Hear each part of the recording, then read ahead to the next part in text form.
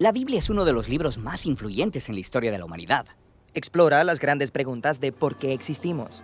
Ha inspirado a muchas personas a hacer cosas asombrosas. Y ha confundido a muchos otros. Probablemente tengas una por ahí guardada en algún lado. Entonces, ¿qué es en realidad la Biblia? Bueno, la Biblia es una pequeña biblioteca de libros que surgieron todos de la historia del antiguo pueblo de Israel.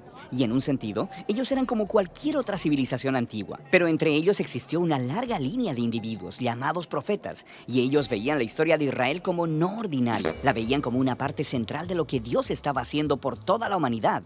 Y estos profetas eran genios literarios. ¿En serio? Sí, ellos usaban de manera experta el lenguaje hebreo para escribir narrativas épicas y poesía muy sofisticada. Eran maestros de la metáfora y de la narrativa y utilizaron estas técnicas para explorar las preguntas más complicadas de la vida acerca de la muerte y la vida, las luchas del ser humano. Así que hay muchos autores diferentes que contribuyeron en escribir este libro. Sí, y estos textos fueron producidos en un periodo de más de 1000 años, empezando con los orígenes de Israel en Egipto hasta su reino y su primer templo. Pero eventualmente fueron conquistados por los babilonios, quienes se los llevaron al exilio. Luego, en un momento crucial de su historia, muchos israelitas regresaron a su tierra, construyeron el segundo templo, reformaron su identidad, y es aquí cuando las escrituras judías empezaron a tomar la forma en que las tenemos hoy en día. Está bien, la Biblia judía. ¿Qué hay en ella? En hebreo se llama por un acrónimo conocido como Tanakh. La T es por Torah, a veces llamada la ley. Esto es, los primeros 5 libros con la historia del nacimiento de Israel. La N es por Nevi'im, una palabra hebrea para profetas. Y esta sección consiste de los libros históricos que cuentan la historia de Israel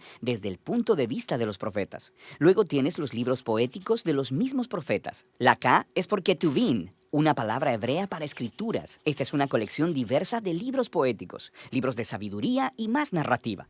El pueblo judío cree que a través de todas estas obras literarias, Dios le habla a las personas. También hay otras escrituras judías que estaban siendo producidas durante el periodo del Segundo Templo. Sí, un grupo realmente diverso de textos, y estos también eran muy valorados en las comunidades judías. Y había debate en estos tiempos antiguos sobre si algunos de estos textos debían o no ser considerados como parte de sus escrituras. Así que hay muchos tipos distintos de textos escritos en un periodo de tiempo muy largo. ¿Por qué los juntaron en la forma en que lo hicieron? Todos estos textos juntos cuentan una historia épica sobre cómo Dios está trabajando a través de este pueblo para traer orden y belleza al caos de nuestro mundo. Y todo ello culmina en la esperanza de un nuevo líder, quien vendría y renovaría toda la creación. Y luego, el Tanakh termina, y este líder nunca llegó. Así que es una obra escrita de manera experta, pero le falta el final. Exactamente. Luego, unos pocos siglos después, un profeta judío llamado Jesús de Nazaret entra en escena. Él decía que estaba continuando la historia del Tanakh.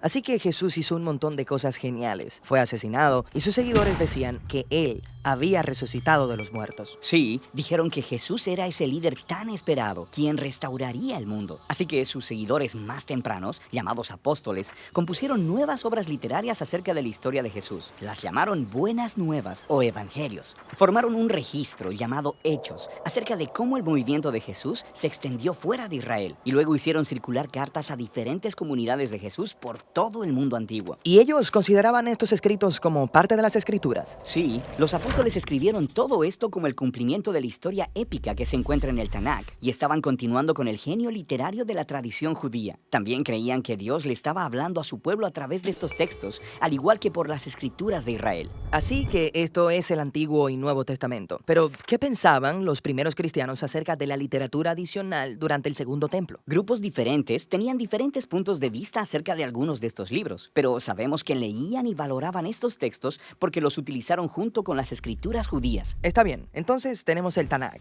las escrituras judías. Tenemos estas otras obras del periodo del Segundo Templo. Luego las escrituras de los apóstoles acerca de Jesús. Y eso es mucha literatura. Entonces, ¿qué hay en mi Biblia? Durante 2000 años, el movimiento cristiano ha tomado formas diferentes. Y desde el principio, todos los cristianos reconocen tanto el Tanakh como las escrituras del Nuevo Testamento. Y durante siglos, mucha de la literatura del Segundo Templo era leída como parte de la tradición bíblica. La Iglesia Católica, por ejemplo, eventualmente la hizo oficial y llamó a algunos de los libros de esta colección libros deuterocanónicos. Algunas iglesias ortodoxas incluso usaron más libros de la literatura del Segundo Templo. Y luego, en el siglo XVI, durante la Reforma, los cristianos protestantes quisieron regresar a las escrituras más antiguas de los profetas y apóstoles, así que solo aceptaron el Antiguo y Nuevo Testamento. Muy bien, creo que ahora entiendo.